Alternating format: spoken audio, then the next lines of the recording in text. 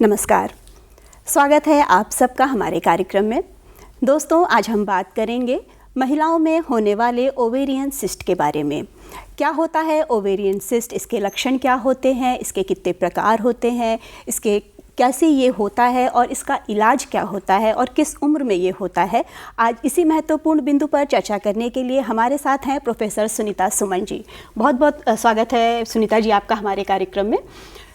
नमस्कार और धन्यवाद प्रीति जी कि आपने एक ऐसा विषय उठाया है जो आजकल महिलाओं में बहुत कॉमन हो गया है जी। सुनीता जी, आपसे जानना चाहेंगे सबसे पहले कि ओवेरियन सिस्ट क्या है, ये होता क्या है? देखिए, ओवेरियन से ही पता चल रहा है हमें कि ये ओवरीज की सिस्ट है, जो कि एक गांठ के रूप में कहा जाता है। तो ओवरीज जो होती हैं वो हमारी अंडीदानी या अंडाशय हम कह सकते हैं, जो यूट्रस के साथ जुड़ी होती हैं। ये उन्हीं की गांठ होती है। तो इसमें क्या होता है कि ये जो गांठ होती है इसमें थोड़ा सा फ्लूइड भरा हुआ होता है। ये फ्लूइड जो है वो सिंपल भी हो सकता है या फिर क्या होता है कि थोड़ा सा इसमें ब्लड मिक्स्ड भी हो सकता है।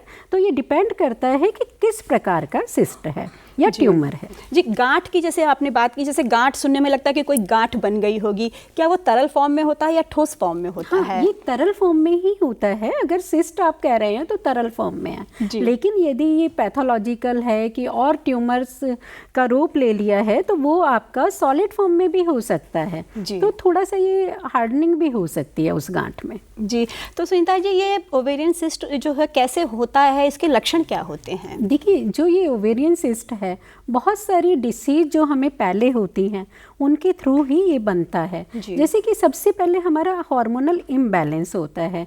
यदि हमारे जो सेक्स हार्मोन्स हैं, एस्ट्रोजन है, प्रोजेस्टेरोन है, इस तरह के जो सेक्स हार्मोन्स हैं, तो वो अगर बैलेंस नहीं है तो ये ओवेरियन सिस्ट हो सकता है। उसके साथ साथ क्या है कि पॉलीसिस्टिक ओवेरियन सिंड्रोम या पॉलीसिस्टिक ओवेरियन डिसीज, वो भी एक कारण इसका हो सकता है। हाइपोथायराइडिज्म इसका कारण हो सकता है।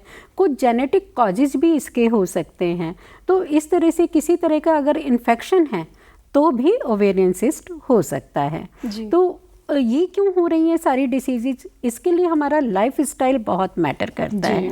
आजकल जो है जितनी भी महिलाएं हैं, चाहे वो वर्किंग हैं, चाहे हमारी स्टूडेंट्स हैं, तो वो क्या करते हैं कि बाहर का खाना अधिकतर खा लेते हैं। जंक फूड है, फास्ट फूड है, तो ऐसा खाना जो है वो यूज कर रहे हैं।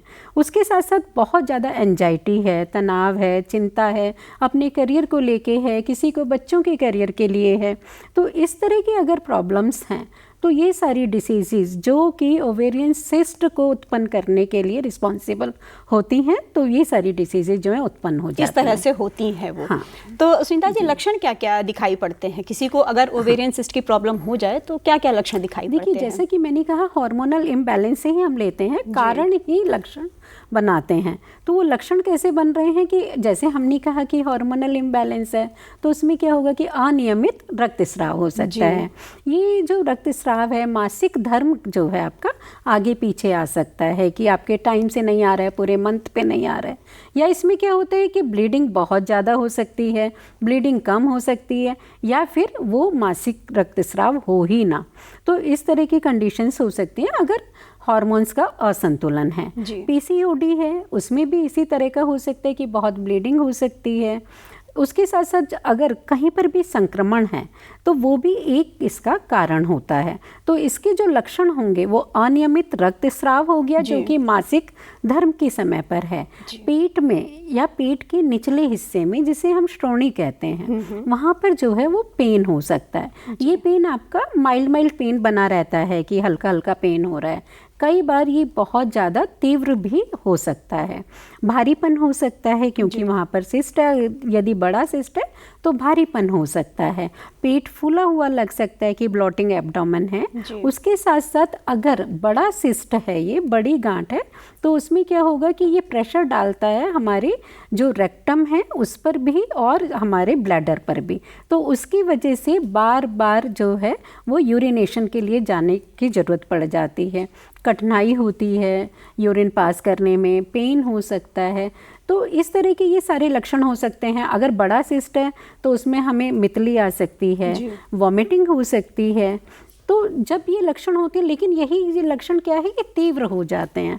और वो तीव्र कब होंगे कि जब आपका ये टॉर्जन हो जाता है, जो सिस्ट बना है। टॉर्जन का मतलब है कि जहाँ पर वो अटैच्ड है वहाँ से वो ट्विस्ट हो जाता है। तो वो जब ट्विस्ट हो जाता है तो उसमें बहुत पेन हो सकता है, फीवर हो सकता है, बेहोशी हो सकती है, चक्कर आ सकते हैं। तो ऐसे सारे लक्षण जो हैं वो ओवेरियन सिस्ट में मिल सकते हैं। जी, जैसे सुनीता जी आपने बताया कि पेन बहुत ज़्यादा होता है, तो लड़कियों को जैसे मासिक धर्म जब शुरू होता है तो भी बहुत ज़्यादा पेन, एक नॉर्मल एक रूटीन में होता है कि पेन बहुत ज़्यादा हो रहा है। तो ये दोनों जो लक्षण आपने बताए हैं कि मासिक धर्म के समय जो पेन होता है वो बहुत हल्का होता है, या बहुत जो सिस्ट का पेन है वो बहुत तीव्र होता है, तेज होता है और भारीपन लिए होता है। क्या ये इसकी कोई उम्र भी निर्धारित है, या किसी भी उम्र में ये लड़कियों या महिलाओं को हो सकता है? देखिए, पहले तो अगर देखा जाए तो काफ़ी जब मेंसेस शुरू हो जाता था तो उसके बाद में महिलाओं को ये देखने में आता था। लेकिन आजकल की लड़कियां भी जो हैं, हमारी स्टूडेंट हैं, जो छात्राएं हैं, वो भी इस स्टेज से गुजर रही हैं कि उनको बहुत ज़्यादा एंजाइटी है, डिप्रेशन है, बाहर का खाना खा रही हैं, तो उससे हार्मोनल इम्बैलेंस हो जाता है। जब हार्मोनल इम्बैलेंस हो जाता है तो एक कारण जो होता है वो ओवेरियन सिस्ट का ये भी होता है, जो हमारे फॉलिकल्स बनते हैं जिनसे अंडा रिलीज होता है, तो वो फॉलिकल्स जो हैं वो रप्चर नहीं हो पाते हैं, जिसको हम ओवुलेशन कहते हैं। तो वो फॉलिकल्स रप्चर नहीं होते हैं, या फिर क्या होता है कि रप्चर हो जाते हैं तो एक कॉर्पस ल्यूटियम करके एक बनता है, तो वो भी क्या है कि ऐसे ही रह जाता है, वो जो है अब्जॉर्ब नहीं हो पाता है। तो वो भी इसके कारण है ओवेरियन सिस्ट के। तो जब वो रप्चर नहीं हो रहा है हार्मोनल इम्बैलेंस की वजह से, तो ये आजकल जो है हमारी छात्राओं में भी, जिनको मासिक स्राव शुरू हो चुका है, 17-18 साल की अधिकतर लड़कियों में, 15-16 साल की लड़कियों में भी देखने को ये मिल रहा है। अच्छा, इतनी छोटी बच्चियों को भी ये प्रॉब्लम हो रही है? अपनी यहाँ पर अगर देखती हूँ अपनी ओपीडी में, तो मैंने तो 15 से 16 साल की लड़कियों में भी जो है ओवेरियन सिस्ट देखा है। लेकिन ये सिस्ट सिंपल सिस्ट भी होता है, ये कई प्रकार का होता है। जैसे सिंपल सिस्ट है तो सिंपल सिस्ट आपका फॉलिकुलर सिस्ट हो सकता है, कि जो कि फॉलिकल, एक जैसे शेल होती है ना एग की, उसी तरह से वो फॉलिकल है जो एग की शेल बनी हुई है, तो उसकी वजह से हो सकता है फॉलिकुलर सिस्ट या कॉर्पस ल्यूटियम सिस्ट। तो ये सारे हमारे फंक्शनल सिस्ट कहलाते हैं। तो ये हमारे बहुत आराम से ठीक भी हो जाते हैं, या कब रप्चर होने लगता है या अपने से स्वतः ठीक हो जाते हैं ये। तो एक तो ये फंक्शनल सिस्ट होते हैं, लेकिन यदि फंक्शनल सिस्ट नहीं है तो इसमें डर्मोइड सिस्ट हो सकता है। एंडोमेट्रियम जो होती है हमारी यूट्रस की लेयर, उसकी वजह से भी एंडोमेट्रियोसिस, आजकल बहुत कॉमन हो गया एंडोमेट्रियोसिस की जो डिसीज़ है, तो उसकी वजह से भी हो सकता है। या फिर क्या है कि सिस्ट, जैसे कि जो ये हमारी ओवरीज है उसकी सतह पे जो बनता है, तो उसकी वजह से भी ये हो सकता है। तो बहुत से ऐसे सिस्ट हैं जो कि जिनके लिए ट्रीटमेंट की, चिकित्सा की आवश्यकता होती है, और जो फंक्शनल सिस्ट होते हैं वो स्वतः ही ठीक हो जाते हैं। तो ये जैसे कि कम उम्र की जो लड़कियां हैं, 15 से 20 साल की या 25 साल की हम लड़कियों की बात करें, तो उनके में जो सिस्ट होता है वो क्योर हम कर सकते हैं। और जो बड़ी महिलाओं को होता है, जो 30+ या 40+ की जो लेडीज़ को ये प्रॉब्लम होती है, तो क्या उनका भी सिस्ट इसी तरह से होता है, या उसको ऑपरेशन ही करके निकालना पड़ता है? जो हमारी छात्राएं हैं या छोटी कम उम्र की लड़कियां हैं, उनको ये ज़रूरी नहीं है कि फंक्शनल सिस्ट सिंपल सिस्ट ही होगा, और वो दूसरी चीज़ों में भी वो डर्मोइड सिस्ट भी हो सकता है। जिसमें दांत हैं, कुछ इस तरह के जो हैं वो स्ट्रक्चर्स प्रतीत होते हैं, हार्ड है। तो ये तो दोनों तरह से छात्राओं में भी और महिलाओं में हो सकता है। महिलाओं में भी फंक्शनल सिस्ट हो सकता है। तो इसकी तो पैथोलॉजी डिपेंड करती है कि किस प्रक्रिया से वो गुजर रही हैं। तो ठीक करने के लिए तो फिर इनका खान पान, लाइफस्टाइल सभी कुछ चेंज करना होगा, क्योंकि अधिकतर ओवेरियन सिस्ट जो होते हैं वो 90% जो है वो बेनाइन कहते हैं हम उनको, वो कैंसरस नहीं होते हैं। लेकिन अगर 10% में जो है वो कैंसरस हो सकते हैं, वो किसी भी एज में हो सकते हैं, लेकिन मेनोपॉज के बाद थोड़ा सा ज़्यादा चांसेज होते हैं कि कैंसरस होने के। अदरवाइज जो है नॉर्मल ही रहते हैं 90% सिस्ट जो होते हैं। जी, तो सुनीता जी, जैसे कि आपने बताया कि एज कोई निर्धारण इसमें हम नहीं कर सकते हैं, किसी भी उम्र की लड़कियों को, औरतों को हो सकता है ये। तो इसका जो आपने बताया है कि अभी जो उम्र बताई थी अभी आपने, उम्र के बाद भी अगर हम बात करें तो किस तरह से ये ठीक हो सकता है ये? हाँ, देखिए, पहले तो मैं कहूँगी कि पहले इसको, ये ओवेरियन सिस्ट किस टाइप का है, किस टाइप का है। इसके लिए पहले आपको थोड़ा सा जांच करानी चाहिए। चिकित्सीय सलाह जरूर लें। जितनी भी महिलाएं हैं वो, अगर उनको अनियमित रक्तस्राव होता है, पेट में दर्द बना रहता है, वॉमिटिंग हो रही है, मितली आ रही है, और जो है वो प्रेगनेंसी नहीं है, क्योंकि कई बार ये प्रेगनेंसी की कंडीशन में भी ऐसे सारे सिम्टम्स मिलते हैं, प्रेगनेंसी नहीं है, और उसके साथ साथ जो है उनको यदि भारीपन लग रहा है, तो ऐसे में वो चिकित्सक की सलाह ज़रूर लें। गायनेकोलॉजिस्ट के पास जाके अपनी सारी प्रॉब्लम्स बताएं और पूरी अपनी हिस्ट्री बताएं, क्योंकि ये फैमिली हिस्ट्री में तो कभी नहीं रहा है ओवेरियन सिस्ट। जेनेटिक भी हो सकता है, जेनेटिक भी हो सकता है, फैमिली हिस्ट्री होती है तब भी हो सकता है ये, तो जिनमें उनमें चांसेस ज़्यादा होते हैं। जिनमें फैमिली हिस्ट्री ओवेरियन सिस्ट की होती है, तो वो सारा जो है अपनी जो चिकित्सिका है या चिकित्सक हैं उनको सारे अपना पूरा विवरण बताएं। उसके बाद में वो एग्जामिनेशन करेंगे, तो जो परीक्षण करेंगे वो परीक्षण जो है वो पर वजाइनम भी परीक्षण कर सकते हैं, या एब्डोमिनल भी, जो कि पेट के ऊपर से भी परीक्षण किया जा सकता है। तो एग्जैक्टली अगर जांच करा सकते हैं। जांच के बारे में आपसे जानना चाहेंगे, कौन कौन से जांच से हमें पता चल सकता है कि हम ओवेरियन सिस्ट के शिकार हो चुके हैं? जी देखिए, अल्ट्रासाउंड, जो कि अल्ट्रासाउंड आप जो है वजाइनल जो रूट है उससे भी कर सकते हैं, या एब्डोमेन यानी कि पेट से भी कर सकते हैं। तो सबसे पहले अल्ट्रासाउंड आता है हमारा, और उसके साथ साथ जब आपने परीक्षण कर लिया है और अल्ट्रासाउंड करा लिया है, फिर भी आपको बहुत ज़्यादा क्लियर नहीं हो रहा है कि किस टाइप का है, या साइज़ है, या किसी और चीज़ से वो चिपका हुआ तो नहीं है, कोई और स्ट्रक्चर्स जो हैं, तो उसके लिए आप MRI करा सकते हैं, CT स्कैन करा सकते हैं, और आप CA-125 जो कि एक ब्लड की जांच होती है वो ज़रूर करानी चाहिए, क्योंकि उससे ये पता चलता है CA-125 से कि कहीं ये कैंसरस तो नहीं है। अच्छा, ये ब्लड के जांच से ही पता चल जाएगा कि कैंसरियस है कि नहीं है। CA-125 मार्कर होता है, जो कि ओवरीज का ये मार्कर है, ये कैंसर तो नहीं है, मैलिग्नेंट तो नहीं है, या फिर ये बेनाइन है। बेनाइन का मतलब ये है कि ये कैंसरस नहीं है, नॉन कैंसरस है। एक डॉपलर स्टडी भी होती है, तो वो डॉपलर स्टडी में वहाँ का ब्लड फ्लो देखा जाता है, तो उससे ये पता चल जाता है कि अगर वहाँ पर कैंसरस है या नॉन कैंसरस है ये। जी, तो ये जांच के बाद ही हम पता कर सकते हैं कि कैंसरस है कि नहीं है। बिना जांच आपको एक बार चिकित्सकीय परामर्श लेना ही पड़ेगा। अगर ये थोड़ी बहुत भी परेशानी या लक्षण दिख रहे हैं आपको, तो अपने डॉक्टर से जरूर संपर्क करें। जरूर संपर्क करें। जी सुनीता जी, ये भी जानना चाहेंगे कि क्या जिसको ये ओवेरियन सिस्ट की प्रॉब्लम है किसी लेडी को, तो क्या वो कंसीव कर सकती है? हाँ, बहुत सारी ऐसी फीमेल्स देखी गई हैं कि जो महिलाएं हैं वो कंसीव कर लेती हैं, लेकिन कभी कभी जैसे कि PCOD है, PCOS है, इनमें क्या होता है कि जो वो फॉलिकल है वो रप्चर नहीं होता है, छोटे छोटे फॉलिकल हो जाते हैं और उनकी मैच्योरिटी नहीं होती है, तो एग ही नहीं रिलीज हो रहा है। तो ऐसी कंडीशंस में जो है वो बंध्यत्व की यानी कि इनफर्टिलिटी की भी शिकायत हो सकती है। तो मैक्सिमम पेशेंट्स जो होते हैं, कई बार ऐसा देखा गया है कि वो इनफर्टिलिटी के शिकार हो जाते हैं, क्योंकि उनके साथ दूसरी भी चीज़ें जुड़ी हुई हैं, जैसे कि थायराइड की प्रॉब्लम्स हो सकती है, या PCOD है, PCOS है, तो ऐसी, या हार्मोनल इम्बैलेंस है। तो जब आपका एग ही नहीं रप्चर हो रहा है, ओवुलेशन ही नहीं हो रहा है, तो कंसेप्शन का चांस ही नहीं बनता है, तो इनफर्टिलिटी वहाँ पर हो सकती है। तो डॉक्टर साहब, अगर मान लीजिए 10% की हम बात करते हैं, ओवेरियन सिस्ट के साथ कोई महिला प्रेग्नेंट हो जाती है, तो क्या उसके बच्चे पर भी इफेक्ट पड़ता है?